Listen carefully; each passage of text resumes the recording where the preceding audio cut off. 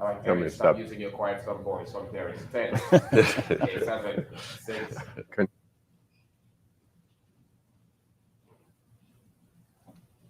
Hi, and welcome to the Miami-Dade Chamber of Commerce Member Connection. I am your host, Eric Knowles. But before we get started, a word from one of our supporters. At Convey, we're not only dedicated to solving today's biggest challenges facing healthcare organizations, we're also committed to predicting and planning for tomorrow's challenges by uniting a family of companies.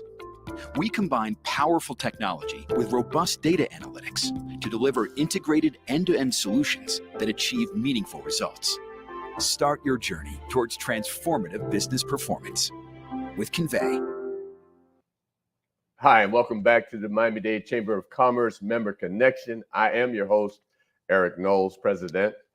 And yeah, you already know, I'm excited. And you're going to be excited too, because I got the money in the house.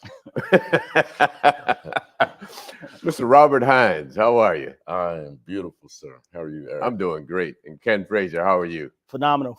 Excited to be here. You know, this is Chase Bank. You know, Chase, Chase. That's where I bank personally. But anyway, we're not going to go there right now. We're here to talk about Chase and what they're doing in the community and helping small businesses grow. So Good morning once again, gentlemen. How we doing?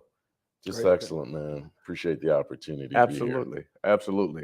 Ken, before we got started, was just catching up, and I know you flew in to Miami. I mean, this is like probably the greatest time to be in Miami, November.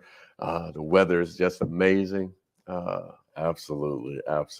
Look, I love this city. Okay. This is one destination that I enjoy coming to on a regular basis. Okay. And you're with Chase. Obviously, you are a regional. I'm not going to mess up your title, so I'm going to let you tell us. Look, the real title is Dad, because that's the only title nobody there you can go. take There away. you go. But for Chase, I'm the South Region Divisional Manager focused on diverse business strategies. Okay. And what that means is I just lead a team of incredible consultants across the Southeast U.S., really focused on helping entrepreneurs get access to capital.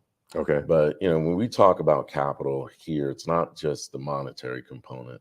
There's intellectual capital, which is what our business owners need to know. Absolutely. There's social capital, which is who our business owners need to know. And we like to bring all those things together and make sure that we're providing the best to the best of our entrepreneur community. No, that's great. And you hit the nail on the head. Social capital, obviously capital in itself, but there's so many components to making a business become successful. And Ken, I know you've been here in the market for a while. We've been working together. You've been engaged with the chamber. Why is it important from your perspective to be engaged with a chamber like the Miami-Dade Chamber of Commerce? Yeah, I think it's important because if you really want to make a difference, you have to be in the communities that we serve. So very intentional about being visible, very intentional about being in positions to assist and networking, finding out what's going on, where is the place to be, who are the new people to know, who are the old people to know. So I think that's very integral in how effective we can be as an organization. So that's why we do the things we do. Okay. Chase, I know pretty much has a very large footprint, not only here in South Florida, but pretty much throughout the United States. We're pretty much coming out of PPP. I'm mixing it out of the pandemic. Yes. Dealing in PPP is on my mind. I know a lot of the banks dealt with PPP, dealt with the EIDL loans. Where do you find yourself at this point in terms of recovering from the pandemic? So, what we're seeing now is, and I'll just back up for a second, because you hit something critical. 2020 was really the perfect storm. Okay. You had this pandemic, you had social unrest, and that combination led to the attention of what was really taking place in a lot of our underserved and underbanked communities. So our commitment was really around making sure that we provided not only the access to capital, but the resources. And Ken could speak to this better than anybody else as one of the true community leaders for the organization. We identified that businesses were operating in survival mode and not necessarily sustainability mode. And that's even before the pandemic. Bingo. So what this did is accentuated our efforts to make sure that we got businesses ready to sustain themselves. Because if we don't think there'll be another pandemic or epidemic or natural disaster that could potentially put us in a situation where a portion of the country is closed down or the country itself, we're fooling ourselves. So this effort today is really about focusing on businesses of tomorrow and keeping them alive. No, you bring up a good point. And as you said, there was social unrest, obviously dealing with the pandemic, all of that coming, as you said, perfect storm. And as I said, and the skin of the onion was peeled back to things that we knew as a Black community, underserved communities knew that we weren't getting the resources that we deserved and that we needed. And so, as you said, that perfect storm came together and just exposed everything. Exactly. So, as you said, now we're looking at how do we create platforms to ensure that we don't find ourselves in that situation. Exactly. Being in South Florida, being in Florida, Texas, along the East Coast, as you said, we're vulnerable to storms. We're vulnerable to many different things taking place that, I mean, a storm can come along and your business can be wiped out. Literally. Tell me, why is Chase making this effort? You know, we're one of the largest financial institutions in the world. Okay. And, we have a fiscal obligation, to our community. And oftentimes when you think of a bank, you think of it as a transactional institution, Right, where you make deposits and withdrawals. But the reality is it houses all the financial, intellectual capital that you need to grow, scale, or even start your business. So what we want the community to know is that we're a resource. And more importantly, we should be treated as a partner inside of your social capital arena. So individuals like myself and like Ken, we talk to business owners and individuals about things as simple as credit, right. which I like to say is short for credibility. Okay. So Okay. when we talk about credit, we're talking about individuals and businesses building their credibility. That's the foundation for a sustainable stance or long-term business model, right? So we really help our business owners and individuals, our consumers, understand that process. Okay. And Ken, you being the guy, boots on the ground, dealing with South Florida every day. The one question I have, we're going to take a break in a minute, and what you just said was, Robert, being engaged. A lot of businesses really found themselves in trouble because they didn't have those relationships. Bingo. And that's where a lot of the challenges, or they found themselves in those challenges.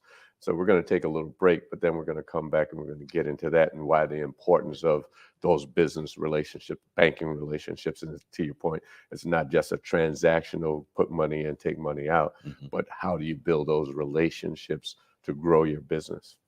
We'll be right back. Word from one of our supporters. Learn and earn today at Miami-Dade College. College graduates earn 56% more than high school graduates and $1 million more in lifetime earnings. A degree from MDC is your path to greater earning power and career success. Choose from hundreds of affordable high-tech and in-demand career programs, including cybersecurity, artificial intelligence, business, and nursing. Learn and earn today at MDC and fast-track your career. Enroll now at mdc.edu/purpose. And welcome back to the Miami-Dade Chamber of Commerce Member Connection. I have Chase Bank in the house. You know, we talk about business, we talk about access to capital. Well, we have the Southeast Regional Director, Vice President, the man in charge of making things happen in here throughout the Southeast region. And Ken, we have here also, who is our direct connection. And before we left, we were talking about the fact that a lot of businesses basically fell short or were not able to access opportunities or access PPP, EIDL because they didn't have the banking relationships. You know, you make your money, you put the money in the bank, you write checks, you withdraw it, you pay your bills. But the relationships, let's talk, what does that mean? Because a lot of people don't understand what that means. And, you know, I always say there's this saying, it's what you know and who you know. But at the end of the day, it's who knows you. Yeah. Right. Because if they don't know you, you're just another Joe on the block. And so talk about really what it takes to build relationships in banking and what does it mean? Because like you talk about capital, you talk about social, and there was one other third one, intellectual. And a lot of businesses found themselves falling short from that intellectual perspective because they didn't have the right setup for their business, legal setup, the intellectual side of their business. So talk about that. Run us through that. So, I mean, that's, man, you just hit something, Eric, that I could talk about for 30 minutes, man. One of the things that we really discovered is the infrastructure for a lot of our businesses were just not there. Okay. You had over 93% of Black businesses as sole proprietorships. And the challenge there is the individual owns that company. It's not really an entity.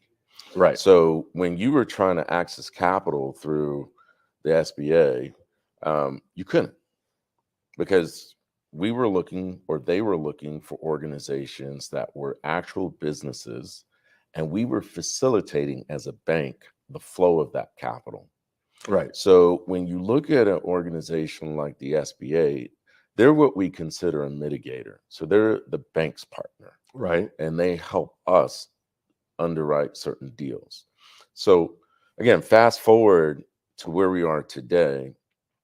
It's why we're absolutely focused on building relationships and having individuals sit in front of our consultants, in front of our community managers, get a better understanding of how they need to look, smell, and taste as businesses go forward.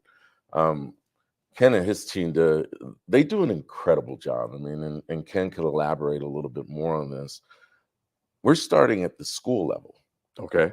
Right? We're starting at a younger level to at least provide the exposure of this information to our younger, thriving entrepreneurs and business owners. And what we hope to do in my segment is, once you get there, once you start your business and you're up and running for a couple of years, and let's say you're at 100, 150,000 in revenue, we want to get you to 500. Then we want to get you to $1 million. And all we're doing, because we sit at the proverbial round table, we're gathering the information and taking it right to the community. And we're meeting them where they are, but we're not staying there with them. Right. We're pulling them up, saying, come on, this is how you do it. So it's really incumbent on business owners to say, I want more, and I need a bank like Chase to help me get there. You know, you hit something that is, I don't know, it's a phenomenal now, in the fact that the pandemic basically made businesses pivot, it made people pivot, and it created a lot of folks who wanted to be entrepreneurs. Yes. Absolutely. For sure. Absolutely. You know, you're motivated by two things: inspiration or desperation. Yeah. right. And if you lost your job and you needed to eat, you were desperate. Exactly. So talk about that a little bit. And in particular, I see it in our younger folks who don't necessarily want to go to a 9-to-5, work for someone, but they want to be entrepreneurs. But that is not an easy road. Yeah, I personally, I think that, you know, the inspiration is great, that they aspire to be business owners, that they Right. aspire to be entrepreneurs. Where we get to help out is that we can help them with that formula of putting it together to make it reality. I always say that it's nice to dream, but one day you have to wake up. Okay. Okay. So, you know, we want to help them with that waking up piece. You know, what Okay. does that look like? What does that feel like? You know, putting you with the right partners. Do you have your team built together? You know, do you have those people that are going to help you along the way so that you can sustain success? Okay. So not just getting off the blocks good, you know, and now 3 years in, we don't have a clue of what happened with 3 years. Okay. So that's where we come in. And that's why we think a banking team, you know, is very important, an integral part of setting up and establishing that business for longevity. Because we have a lot of resources and tools. We work with a lot of different, people in the community that are successful, you know, Right. that we may can just partner you up with. It's not about us. So if it's a partner that I know does X, Y, and Z, I need to put them with A, B, and C so that we can have A through Z. Okay. You know, the one thing that you said, and I talk about it all the time, is having the back of your house together. Yeah. And what I'm hearing is that is exactly what you're out there helping businesses, in particular when you're getting started. You have a great idea. I say always, all the time, that you could be a great chef, but if you don't know how to put a proposal together, you can, you know, if you could be a great landscaper. But if you don't know, if you don't have a great accountant, if you don't have a marketing team, and there's so many resources, and that's what you're talking about, being a resource to the community. That's our main role. You know, when we come to this part of the business, you know, we do have a business development side. Obviously, we are a bank, Right? Okay, but you know, we're being very intentional about our direction here of when we're connecting with the community and building that trust. You know, something that you don't typically think about. Those words don't always go together, bank and trust. Right. So, you know, we're here to change that. You know, we're here to be, you know, boots on the ground, sort of say, as I mentioned before, so that can change. And if we want to build our communities, we have to build our relationships. So that's what it's all about, building these relationships that's going to make this real and make it tangible. So we're in a position to do that as one of the strongest banks in the world. And we want to share as many resources as we can. And when you talk about that, it makes me think about, you know, what we're doing at the chamber. Actually, we're building an incubator, a business center, to open up in 25, hopefully the end of 24, beginning of 25, and it's through related development.